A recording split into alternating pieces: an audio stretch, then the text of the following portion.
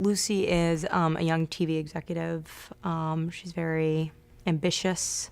She hopes to do well. Let me just show you how ambitious she is. She's this ambitious. Okay. This is an homage to the writer Liz Merriweather, who has her iconic glasses on. But the idea of Lucy is that I think she, first of all, she has the hots for this like young PA who's there, played by America's Ashton Kutcher. And he's a foxy guy. I mean, there's nothing you can do about that. She's profound in her own way, in her want for this very young sexual being that is Ashton Kutcher. He's attractive. If he was on your set, you'd be like, what's the deal? He's tall too. You can't miss him, you know? With the thing. Looks very official. It's like a pilot. It's great.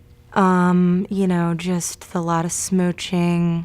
But again, the problem is though, is that when you're smooching a really attractive person, I love my boyfriend, don't get me wrong.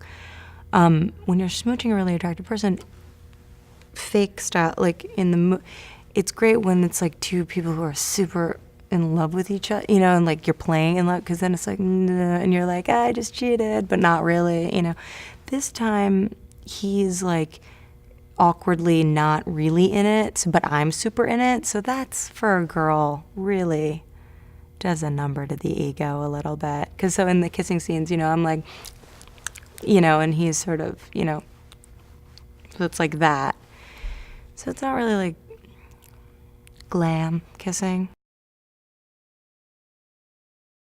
What's very cool about him is that he's very open to letting things sort of play in the moment versus everything being very regimented. Like, that was very refreshing for me, because I feel like, you know, he'll play things in 2 shots and, you know, let a scene sort of exist in a space for a second, versus a lot of like, you know, cutting in and cutting out and cutting in and keeping everything very scripted and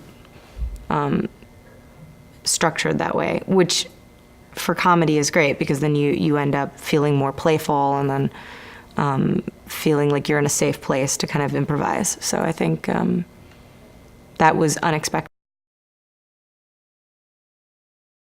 The do's and don'ts of having a relationship that's friends with benefits status is, first of all, the don'ts are that you cannot make the other person laugh.